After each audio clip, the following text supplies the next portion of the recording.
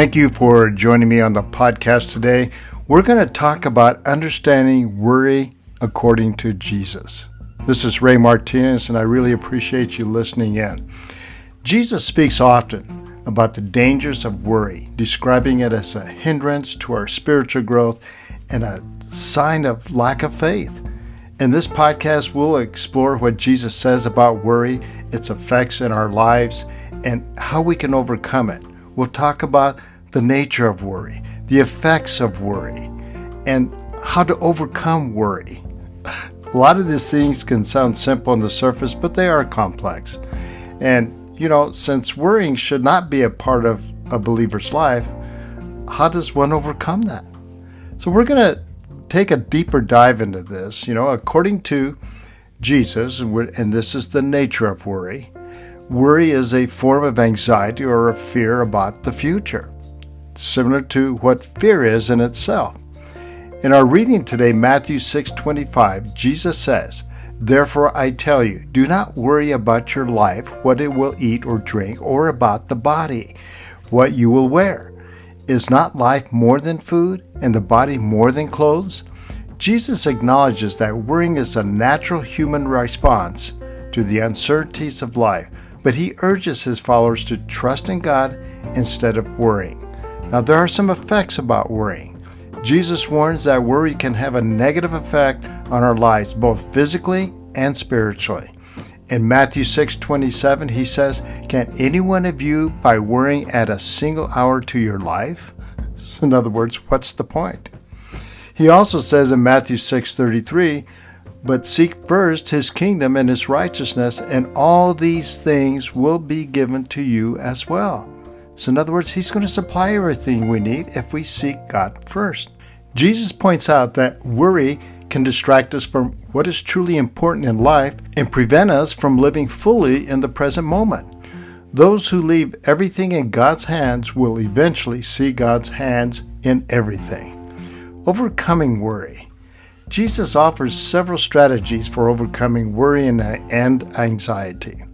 In Matthew 6:31 through 32, he says, "So do not worry, saying, 'What shall we eat? Or what shall we drink? Or what shall we wear?' For the pagans run after all these things, and your heavenly Father knows that you need them." Jesus encourages his followers to trust in God's provisions rather than worry about material possessions or the future. Since worrying, as we mentioned before, should not be a part of our believer's life, how does he help us overcome this? If we look at 1 Peter 5:7, we are instructed to cast all our anxieties on him because he cares for you. I think that's interesting. It uses the word anxiety or worries because this is human nature.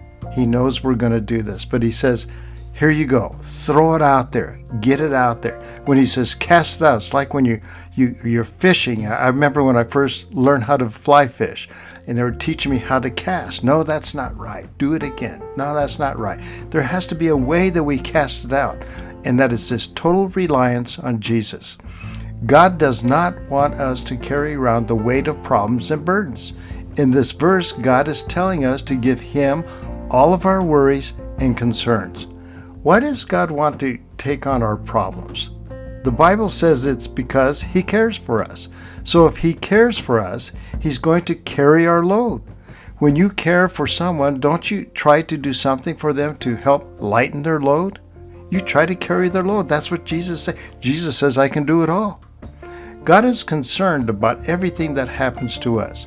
No worry is too big or too small for his attention. When we give God our problems, he promises to give us the peace which transcends all understanding. Look at Philippians 4:7 for that verse. That's what's great. He says, "I give you peace." And what does that peace do? It transcends all understanding. In other words, you'll understand at some point. You'll get it. All of your failures and bad decisions don't disqualify you from God. They are mirrors showing you that you need God. Living in the present moment is really valuable. Finally, Jesus is encouraging his followers to live in the present moment and not worry about the future. In Matthew 6:34, he says, "Therefore do not worry about tomorrow, for tomorrow will worry about itself. Each day has enough trouble of its own. Deal with today, and let's not worry about tomorrow. Keep in mind, Jesus speaks of worry as a hindrance to our spiritual growth and a sign of lack of faith.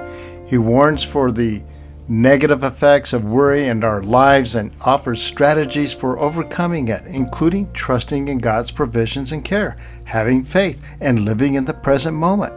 Psalms 94:19 says, "When anxiety was great within me, your consolation brought me joy." In other words, your comfort did. That's what David was crying out. Proverbs 12:25, "Anxiety weighs down a heart, but a kind word cheers it up." When you see people down or you see people worrying, encourage them. Say some kind things. Do things to help them, not to help them mull over it and make it even worse. This is such an important topic. I've provided you with more information about medical research that may help you identify why you're experiencing some symptoms. Worrying is a natural human response to events or situations that we perceive as threatening or stressful. Excessive worrying can have negative effects on our physical and mental health. Let's explore some of the ways which worry can cause physical and mental ailments and consider strategies for managing worry and anxiety. There's physical ailments. Excessive worrying can lead to a range of physical ailments, including digestive problems. Worrying can cause digestive problems such as stomach pain, bloating, diarrhea, and constipation. This is because worrying can trigger the release of stress hormones such as cortisol, which can affect the digestive system.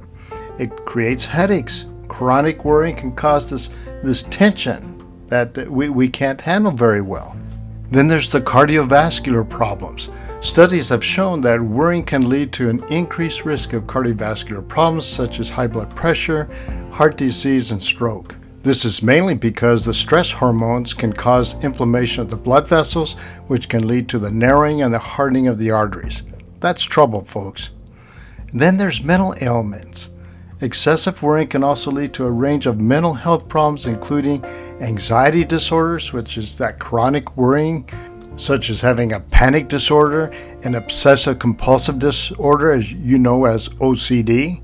These disorders are characterized by persistent and excessive worry that can interfere with our daily life. And then there's depression. Worrying can also lead to this depression, which is characterized by feelings of sadness, hopelessness, and a loss of interest in activities that were once enjoyable.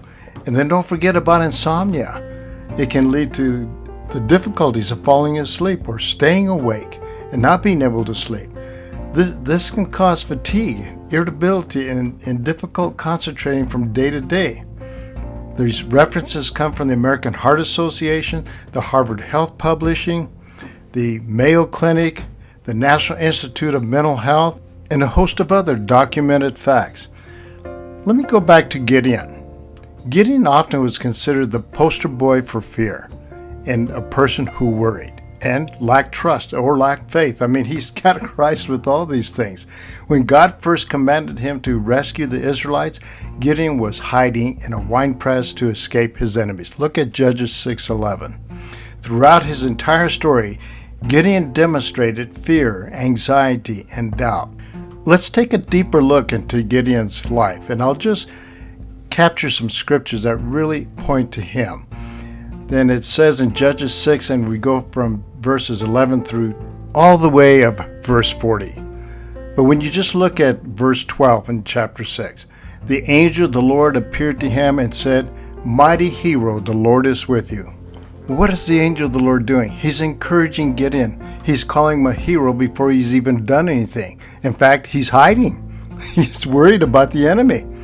And then Gideon replies, he says, "If the Lord is with us, why has all this happened to us? And where are all the miracles our ancestors told us about? Didn't they say the Lord brought us up out of Egypt? But now the Lord has abandoned us and handed us over to the Midianites." See, Gideon right away just inundates him with three questions and makes a profound statement that, that God brought him out of Egypt. He acknowledges that, but now he's been abandoned. And when you jump down to verse 15, Gideon replies to the Lord again, "How can I rescue Israel? My clan is the weakest in the whole tribe of Manasseh, and I am the least in my entire family. He's saying we are the weakest. We just don't have any ability, and I, of anybody, is the worst. So he's really beating himself up. And then look at verse 17. The Lord is again trying to encourage him and said, no, you're going to lead this battle. And Gideon says, if you are truly going to help me, show me a sign to prove that it really is the Lord that's speaking to me. Well, he's right there face to face, right? In verse 18, that verse cracks me up. He says, don't go away until I come back and bring my offering to you. Don't go anywhere. He's worried that he might even leave, but he says, don't go. And he answered, the angel of the Lord said, I will stay here until you return. Isn't that awesome? So Gideon went home and he cooked up a quick batch of food and he made some unleavened bread on a rock and he poured broth over it, and then he brings it back. And in verse 21 it says, the angel of the Lord touched the meat and bread with the tip of a staff in his hand, and fire flamed up from the rock and consumed all he had brought, and the angel of the Lord disappeared. In verse 22 it says, when Gideon realized that it was the angel of the Lord, he cried out, O sovereign Lord, I'm doomed. I have seen the angel of the Lord's face to face. And then suddenly he hears this voice, and it's the Lord. And he says, it's all right. Don't be afraid. You will not die. Then in verse 34 it says, the Spirit of the Lord clothed Gideon with power. Isn't that amazing? I don't know if Gideon realized it, but he was clothed with power. And in verse 36, if you are truly going to use me to rescue Israel as you promised, prove it to me in this way. Gideon still wants more proof. Isn't this that amazing? And then he says again in verse 39, please don't be angry with me, but let me make one more request. So he wants proof in another direction, in another way. So Gideon has really put the Lord to the test. I'm not saying this is what we should do, but Gideon was concerned. He was worried. He's putting his life and his family and all the troops that he has at risk. So he wants to be sure that he is sure. Well, you probably know the rest of the story. It was a great success with a bunch of jars and a bunch of horns that they defeated the Midianites, and God handled the battle. Don't think David wasn't stressed. He was a stressed king. He was faced with running away from King Saul. David was no doubt stressed over King Saul's many attempts to kill him. As a hunted fugitive, he lived for a while in exile in the land of the Philistines in order to escape Saul. The Israelites had decided to worship God instead of Baal in 1 Kings chapter 18. But upon hearing a message from the wicked queen Jezebel that she would soon have Elijah executed, he ran for his life. He became depressed and discouraged, thinking he alone was remaining obedient to God. Look at it in 1 Kings chapter 19, verses 3 through 4. He was worried. He's all alone. God's answer to the prophet was that he needed to get back to work and not be discouraged because he was not alone in worshiping God.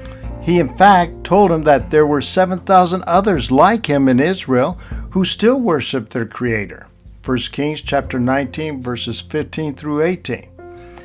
Let me say this in closing. Please remember this. God didn't remove the Red Sea. He parted it. And sometimes God doesn't remove your problems. He makes a way through them. If we can understand that and just conceive that and believe that in our hearts, then we can be achievers and we can be successful with the guidance of God's hand that is upon us. You have a blessed day.